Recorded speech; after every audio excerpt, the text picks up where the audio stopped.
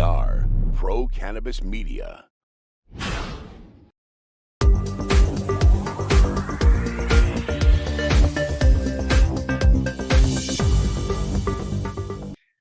Hi, everyone. Welcome again to another special edition of In the Weeds with Jimmy Young. Remember to like, share, and subscribe, not just to In the Weeds with Jimmy Young, but all the programs that we have on the Pro Cannabis Media platform. That includes Calling All Growers with Liz Grow, our new show that showcases and talks about everything there is to know about growing the cannabis plant. Joining me today is a guy by the name of Vincent Mosca. He's with ATM Pros. He's out of the Arizona area. Vince, thank you so much for joining us today. Thank you for having me, Jimmy.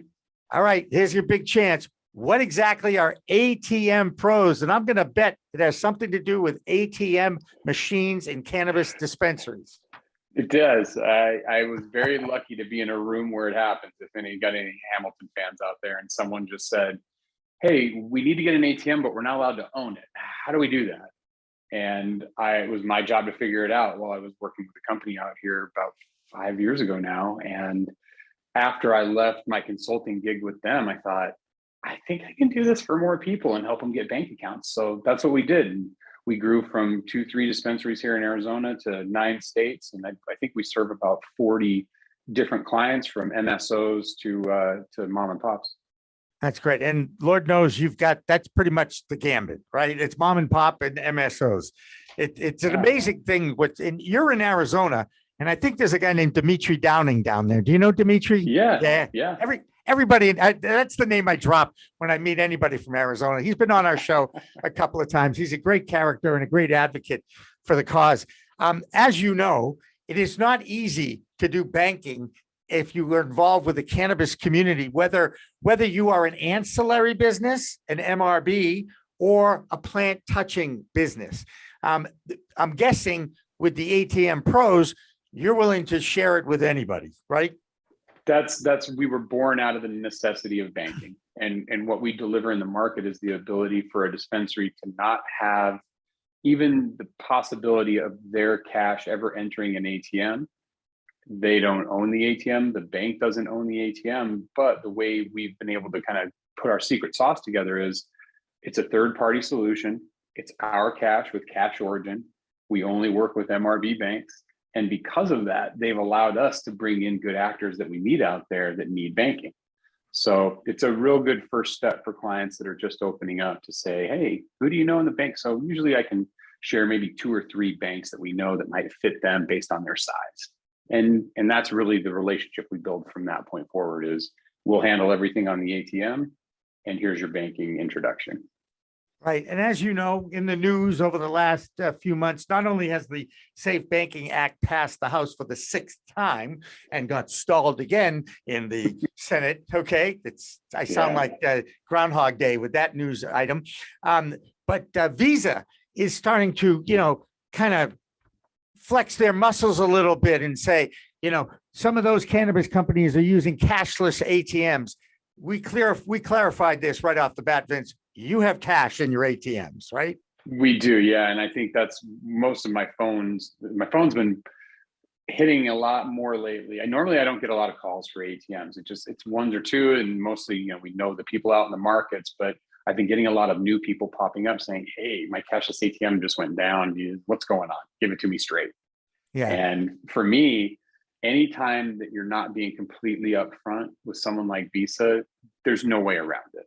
If you're trying to hide in the weeds with Visa, guess what? They will literally learn the genetics of the weeds, and then they will come find you. And that's really what's happening now. Right. And I don't want to deal with Visa. I don't want to deal with, at this point, I'd like to deal with Visa, but I'm not right now. We're kind of in a state of suspended animation right now with all of our financial stuff. I'm taking checks again, which is great, but now I've got a pile of checks that I have to go through the deposits. I really want an electronic option here. But you're not involved with like a credit card for the cannabis industry, right? It's strictly cash access, right? Exactly. So the way we are able to operate is all of our settlements happen with an MRB bank. Our processor allows us to operate because it's our cash and it's greenlit by the banks that we work with. So anytime a regulator comes in, they can see the starting balance of our cash and the ending and all the money that goes back and forth. They can see who is receiving a fee share, if we're allowed to do a fee share with that banking institution. And everything is in a third party, just encased in a bubble. And that's really what we're seeing that banks want to see. Our biggest clients now are becoming the banks out there that are kind of trying to figure out how they can participate at the state level. And this is a big part of them getting into the arena. And I referenced the Safe Banking Act just out of like complete amazement. It ends up going to the Senate and passing. What kind of an effect might that have on your business?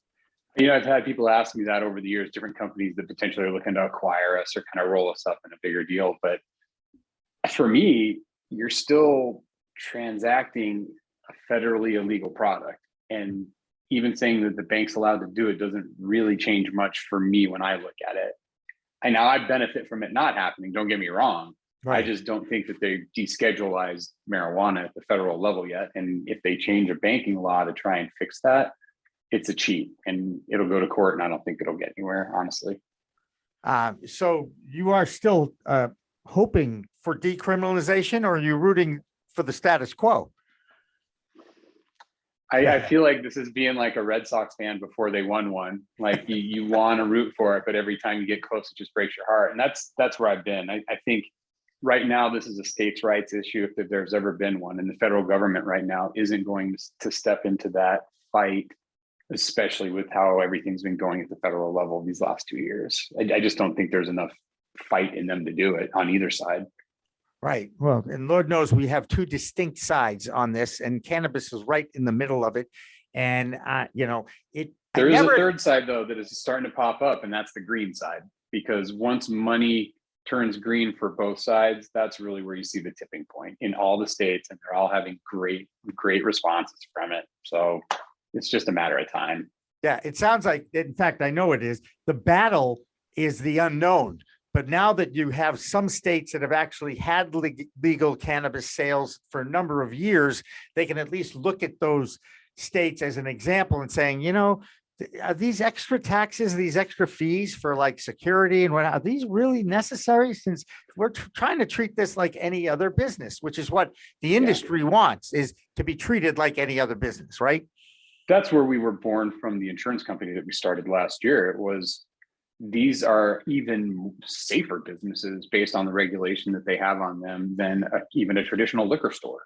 They have to have cameras in most states. They have to have live circuits that the state can pop into if they need to. There's a ton of requirements that are above and beyond, yet the insurance industry hadn't caught up to reward that behavior. And that's why we got into it. It's been a hard industry to be in. It's a lot of old whales, and they really own the space, but we really ran in with the right idea of just treating it normal. Like, yes, this is sticks and bricks, and it's a product that moves through, and it just so happens that the product is a little funny. Yeah. But beyond that, their processes and procedures are very similar, and we were having a good time with that.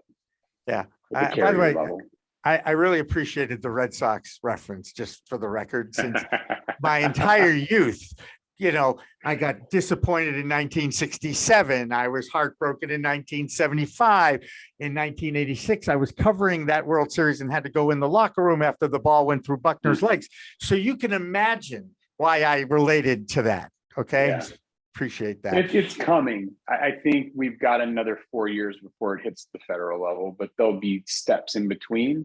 But I think on both sides of the bench, legalese wise, the states that don't want it won't have it, and they'll fight it hard, and that's all you got. That's all there is to it. And they'll be poorer for it and put more of that burden on the taxpayers, which doesn't make any sense to me. But then again, who am I? What worries me about Washington is right now, the people that have been around doing alcohol prisons, alcohol prisons, those people know how to donate in Washington. They've been doing it for over 100 years, and cannabis is the new kid on the block with a lot of the bureaucratic stuff and trying to do, a lot of ear bending in Washington. We're way behind. Yeah. We interview a lot of those lobbyists on a somewhat regular basis on our Business of Cannabis show, the Green Rush, on Fridays at 4 p.m.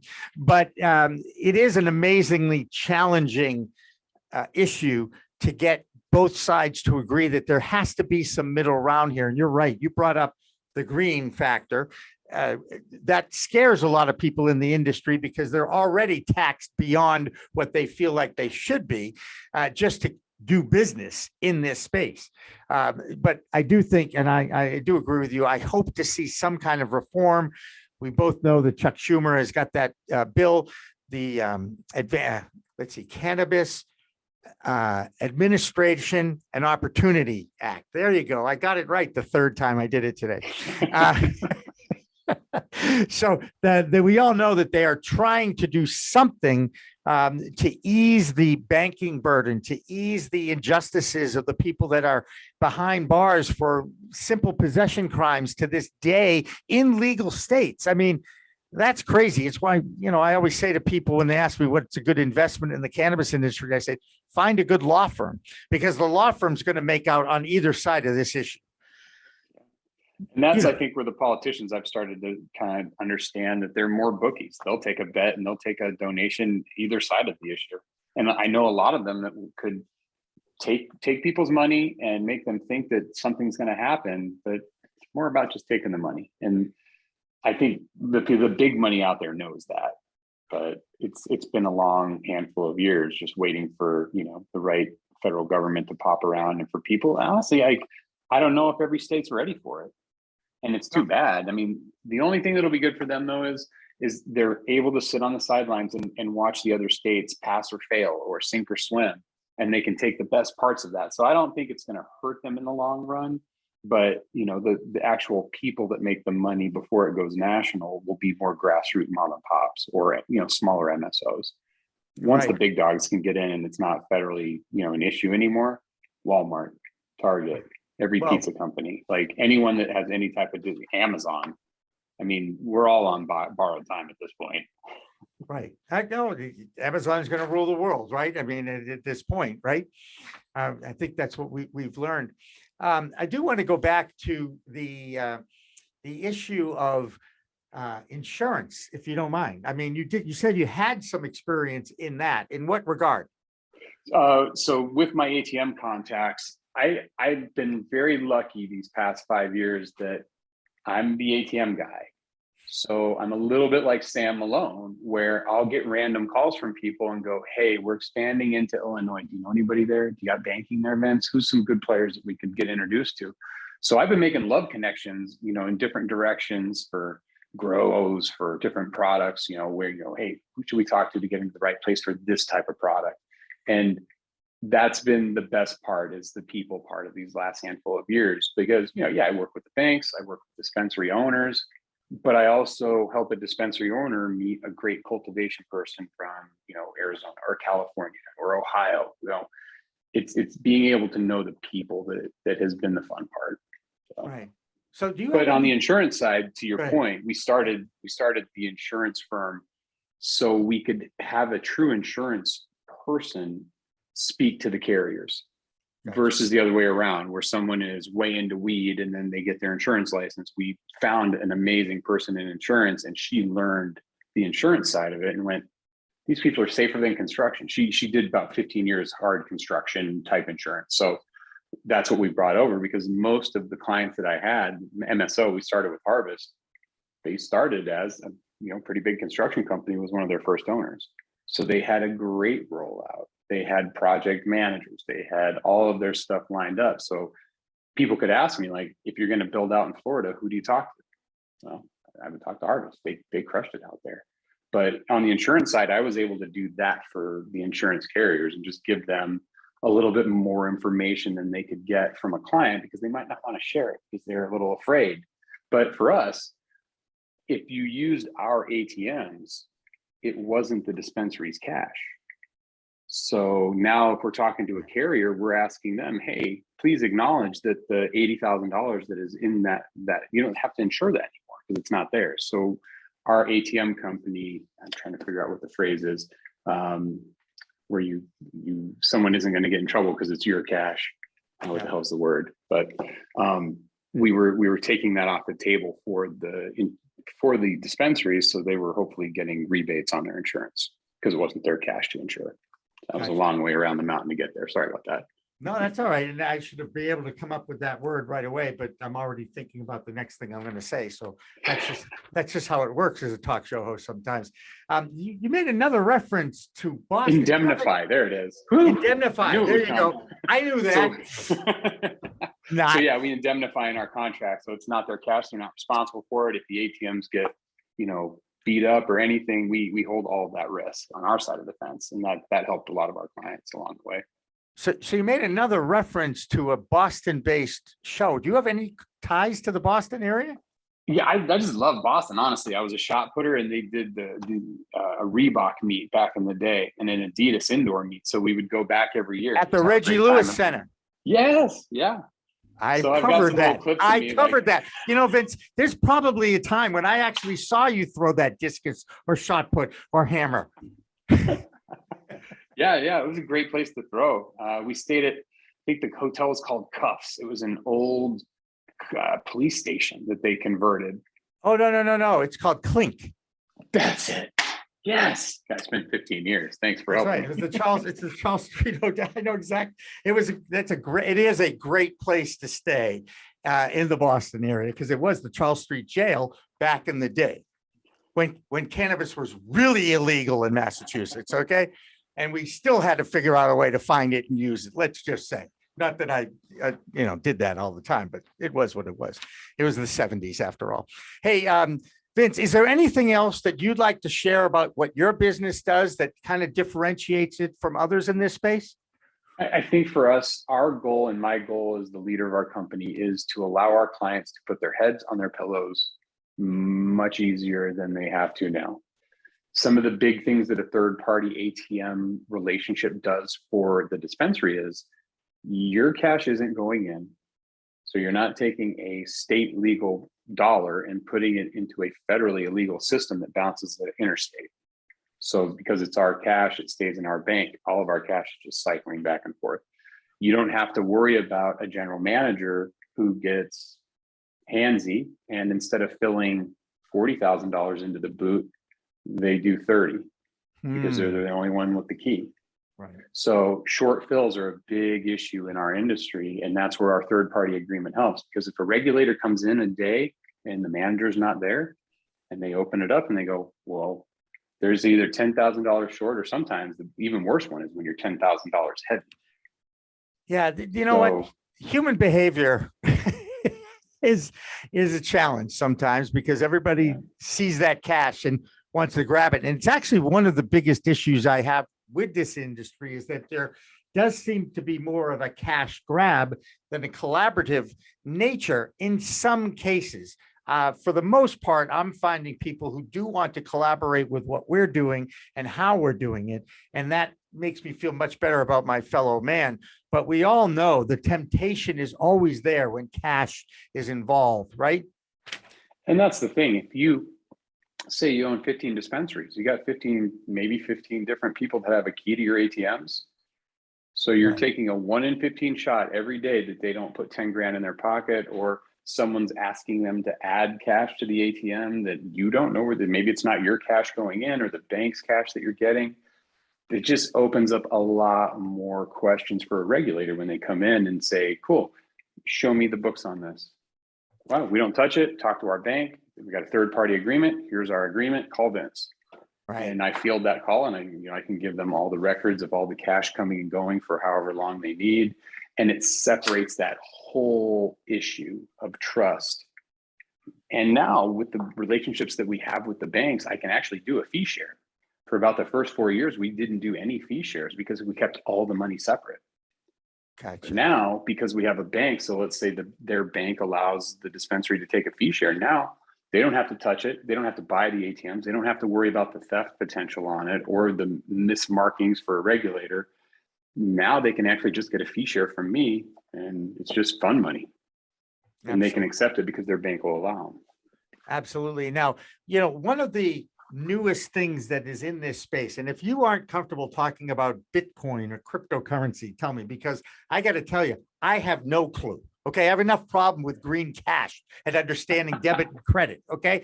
But crypto and Bitcoin, to me, it's all gobbledygook. It's all in the space. And I don't get it personally.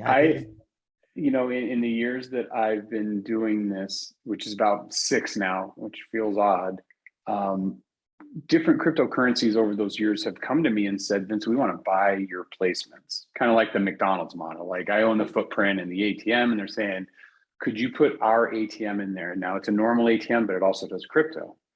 That puts me in a very interesting situation, because for me, the people that I serve the most are the banks in this arena. And if they knew that it was cryptocurrency, they wouldn't allow it. So for me to do an ATM that also does crypto isn't an option, because of the people that allow me to do the business with their clients, which are the banks.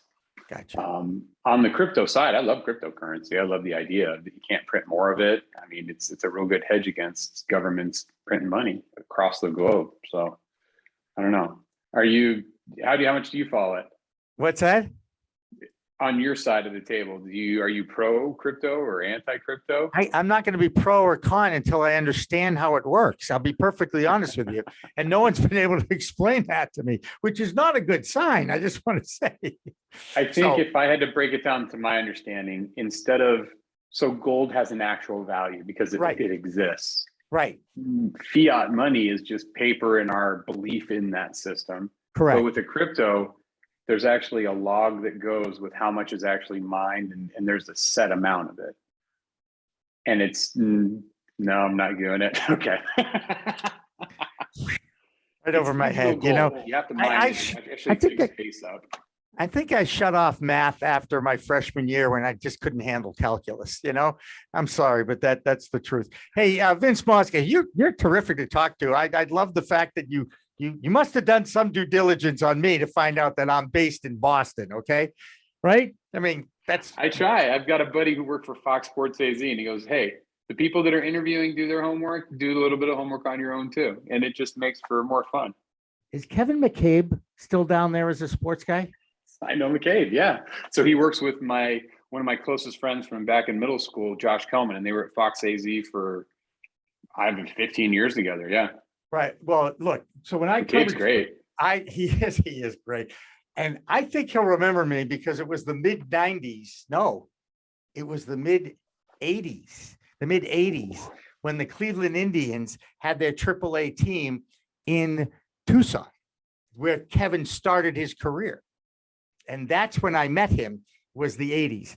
And let's just say I do think he'll remember me for whatever reason that is. How's that? Is that fair enough? And if you do run into him, you tell him you were interviewed by this guy in Boston named Jimmy Young, and he'll be like, I remember that name. I think he will anyway. I picked up his name, right? I remembered that. So anyway, thank you, Vince, so much for joining us and enlightening us about ATM Pros. How do people get in touch with the ATM master, Vince Mosca?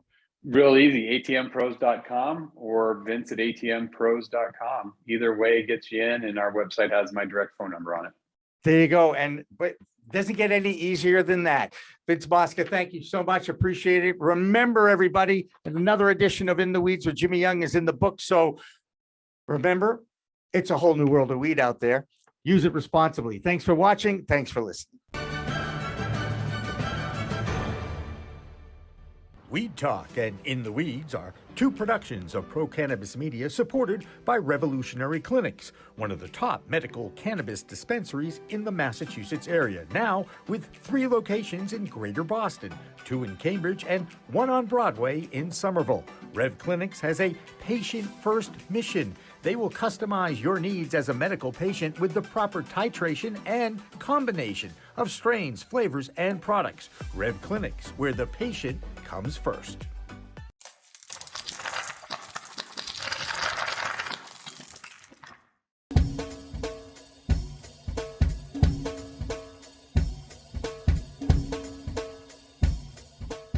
Difference is building a solution for that individual. Not just a custom, here's a box, here's a video, here's how you make your VMS. We custom design and custom build every situation for exactly what the customer needs. And we keep the costs low. We have multiple tiers, as far as what you're looking at on the cost side of things. If you want a one-time, where you just pay one initial cost, we have that. If you want to maintain your system and have the highest protection and highest capabilities and highest upgrades at all times, we have different plans for you. But we scale it so it's scalable and affordable 100%.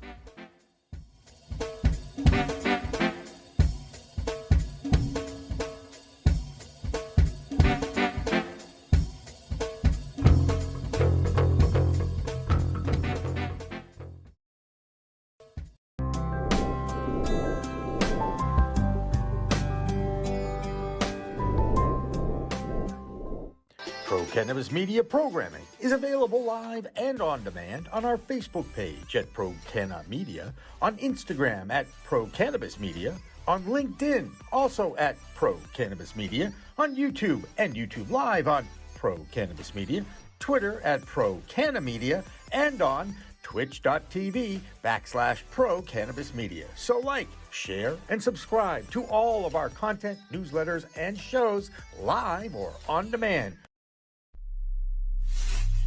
We are Pro Cannabis Media.